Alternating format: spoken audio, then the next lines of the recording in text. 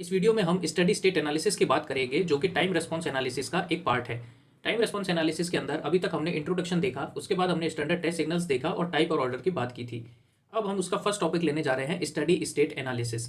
इसका दूसरा टॉपिक है सर ट्रांजिएंट एनालिसिस। तो हो सकता है कि आपके सिलेबस की बुक में पहले ट्रांजिएंट एनालिसिस किया हुआ हो और बाद में स्टडी स्टेट एनालिसिस किया हुआ हो, तो आप उस चीज़ को देख के कन्फ्यूज ना हो।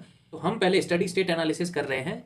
तो जब मैंने आपको टाइम रिस्पॉन्स एनालिसिस के इंट्रोडक्शन में बताया था, स्टडी स्टेट एनालिसिस हम तब करते हैं जब टी टेंड्स टू इन्फिनिटी हो जाता है, या फिर हम यूँ कह लें कि जब सिस्टम का ट्रांजिएंट रिस्पॉन्स खत्म हो जाता है, डाई आउट हो जाता है, उसके बाद उसका स्टडी स्टेट वाला पार्ट शुरू होता है। तो उसमें हम उसका एनालिसिस करते हैं। तो स्टडी स्टेट एनालिसिस करके हम जनरली सिस्टम की एरर की बात करते हैं, स्टडी स्टेट एरर की बात करते हैं कि इनपुट और आउटपुट में कितना डिफरेंस है। तो इस वीडियो के अंदर मैं आपको एरर का एक्सप्रेशन निकाल करके बताऊंगा, जो कि आगे आने वाले टॉपिक्स में काम में आएगा। तो हम स्टडी स्टेट एरर के एक्सप्रेशन की बात करने वाले हैं। तो यहाँ पे मैं एक रिस्पॉन्स ले रहा हूँ जिसका इनपुट मैंने यहाँ पर दे दिया है।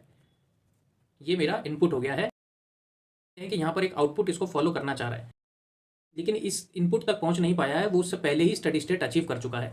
तो ये अगर आउटपुट हम मान लें तो आप यहाँ पर देखेंगे कि कुछ ना कुछ यहाँ पर इनकी वैल्यूज़ में डिफरेंस रह गया है। आपका डिजायर्ड आउटपुट यहाँ पहुँच जाना चाहिए था, लेकिन आपका एक्चुअल आउटपुट उससे पहले ही स्टडी स्टेट अचीव कर चुका है। इसका मतलब है कि यहाँ पर कुछ ना कुछ एरर तो रह गई है सर। ये जो डिफरेंस है ये एरर है। तो अगर मैं ये मान लूँ कि ये एरर जो है इसका कुछ मैग्नीट्यूड होगा और उसको मैं मान लेता हूँ कि 5 यूनिट्स है, तो यहाँ पर जब हम टी इन्फिनिटी करेंगे तब हम यहाँ पर स्टडी स्टेट एरर की बात कर रहे हैं। तो limit T tends to infinity E T का जो, तो यहाँ पर कितना है 5 यूनिट्स है। अब ये जो 5 यूनिट्स है ये सर क्या है, इस एरर का मैग्नीट्यूड है। तो ये हमारा मैग्नीट्यूड ऑफ एरर है। तो इसको मैं लिख सकता हूँ कि sir magnitude of error, magnitude of study state error, और इसको मैं डिनोट करने जा रहा हूँ ई एस एस से। तो magnitude of study state error को मैं ई एस एस से डिनोट कर रहा हूँ। तो यहाँ पर मैं इस चीज़ को ये भी लिख सकता हूँ कि ई एस एस बराबर क्या हो जाएगा, limit T tends to infinity E T. तो अब ये जो आपने एक्सप्रेशन लिया, ये लिया सर टाइम डोमेन में, लेकिन मुझे चाहिए सर फ्रीक्वेंसी डोमेन में। तो मैं इसको अगर फ्रीक्वेंसी डोमेन में ले जाने की कोशिश करूंगा तो मुझे यहाँ पर फाइनल वैल्यू थ्योरम लगानी पड़ेगी। तो अगर हम यहाँ पर फाइनल वैल्यू थ्योरम लगाएं तो फाइनल वैल्यू थ्योरम क्या कहती है कि सर मान लेते हैं कोई फंक्शन है एफ टी, जिसको अगर हम टी टेंड्स टू इन्फिनिटी पर देखें तो हम उसको ये लिख सकते हैं फ्रीक्वेंसी डोमेन में limit S tends to 0 S F S. और ये एफ एस जो है ये एफ टी का लाप्लास ट्रांसफॉर्म है। और जब आप जानते हैं कि t is inversely proportional to frequency, time और फ्रीक्वेंसी में इनवर्स रिलेशन होता है, तो t जब इन्फिनिटी जा रहा है तो s 0 की तरफ जाएगा। तो ये हमारी फाइनल वैल्यू थ्योरम है। अब इसको अगर मैं यहाँ पर अप्लाई करूँ तो मैं इस टर्म को फ्रीक्वेंसी डोमेन में ले जा सकता हूँ। तो आप इस पर ध्यान दीजिएगा कि यहाँ पर है limit t tends to infinity F T, तो यहाँ पर भी है sir limit t tends to infinity F T. तो ये वाली टर्म को मैं लिखना चाह रहा हूँ इस फॉर्म में। तो मैं इसको लिख सकता हूँ sir limit s tends to 0 और ई टी की जगह आ जाएगा ई एस, जो कि लाप्लास ट्रांसफॉर्म है, और यहाँ पर एस है ही तो एस यहाँ पर मैंने लगा दिया, और ये ई एस एस तो एज इट इज़ आ ही जाना है। तो मेरे पास ये इक्वेशन आ गई। ई एस की वैल्यू आपको चाहिए, तो आप यहाँ पर ध्यान दीजिएगा कि जब हम स्टडी स्टेट एनालिसिस करते हैं तो हम यूनिटी फीडबैक सिस्टम्स की बात करते हैं। तो यूनिटी फीडबैक कब होगा, जब आपके एच एस की वैल्यू 1 होगी, तब आप उसको यूनिटी फीडबैक कह सकते हैं। अब आप पूछेंगे कि सर यूनिटी फीडबैक सिस्टम ही क्यों चाहिए, हम नॉन यूनिटी फीडबैक सिस्टम से क्यों नहीं डील करते हैं। तो देखिए, आप समझने की कोशिश करना। तो यहाँ पर मैं एक यूनिटी फीडबैक सिस्टम बनाता हूँ।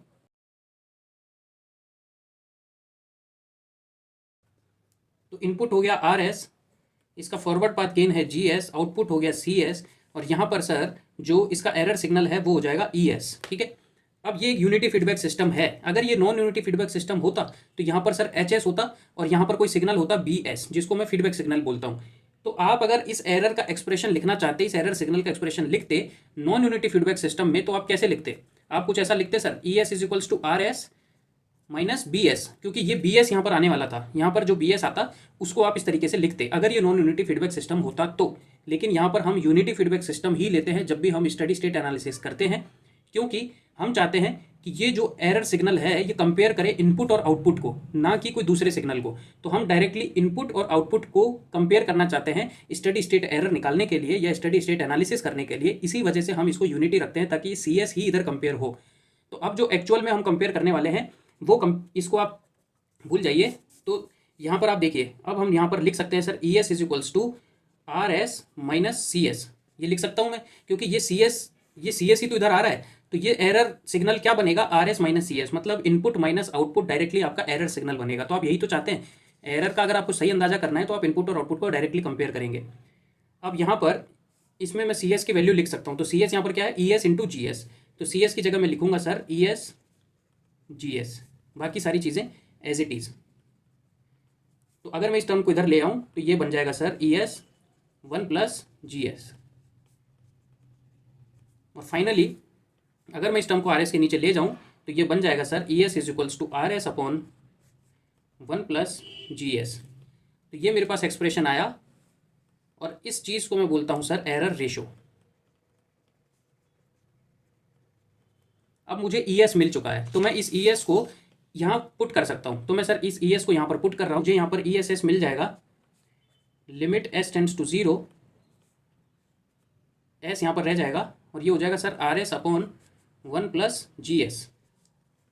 इसको अगर हम और सॉल्व करें तो हम ये लिख सकते हैं sir limit S tends to zero s dot R s upon one plus limit S tends to zero G s. अब अभी हम इस limit S tends to zero को इस एस की जगह पुट नहीं करेंगे क्योंकि ये हमने एक स्टैंडर्ड रिजल्ट निकाला है।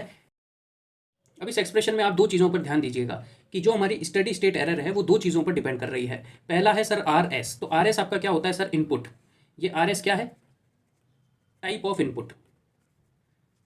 आर एस हमने अभी देखा था स्टैंडर्ड टेस्ट सिग्नल्स में, हमने अलग अलग टाइप के इनपुट्स देखे थे जैसा कि step input, ramp input, parabolic input. तो वही आर एस है। तो यहाँ पर अगर मैं स्टेप इनपुट दूंगा तो स्टडी स्टेट की वैल्यू कुछ और होगी, स्टडी स्टेट एरर कुछ और आएगी। Step input, ramp input, parabolic input पर इसकी डिपेंडेंसी है। तो मतलब मैं कह सकता हूँ कि सर स्टडी स्टेट एरर जो है वो टाइप ऑफ इनपुट पर डिपेंड कर रही है।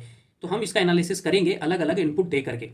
दूसरा, ये स्टडी स्टेट एरर हमारा जीएस पर भी डिपेंड कर रहा है। और जीएस यहाँ पर क्या है, ओपन लूप ट्रांसफर फंक्शन। क्योंकि हमने यूनिटी फीडबैक सिस्टम लिया था इसलिए यहाँ पर एचएस की वैल्यू 1 है, तो जीएस यहाँ पर ओपन लूप ट्रांसफर फंक्शन है। और पिछले वीडियो में मैंने आपको बताया था कि ओपन लूप ट्रांसफर फंक्शन से सिस्टम का टाइप पता लगता है। तो यहाँ पर आप इसको लिख सकते हैं टाइप ऑफ सिस्टम। सिस्टम का टाइप क्या है, टाइप 0 सिस्टम है, टाइप 1 सिस्टम है, टाइप 2 सिस्टम है। क्या टाइप ऑफ द सिस्टम है उस पर डिपेंड करेगा हमारा स्टडी स्टेट एरर। और टाइप निकालना आपको पता है कि number of open loop poles at origin आपका सिस्टम का टाइप बताता है। तो वो सारी चीज़ें हम आगे आने वाले वीडियोस में डिस्कस करेंगे। हम इसकी डिपेंडेंसी भी देखेंगे और इस पर डिपेंडेंसी भी देखेंगे। आप हमारे टेलीग्राम चैनल को ज्वाइन कर सकते हैं।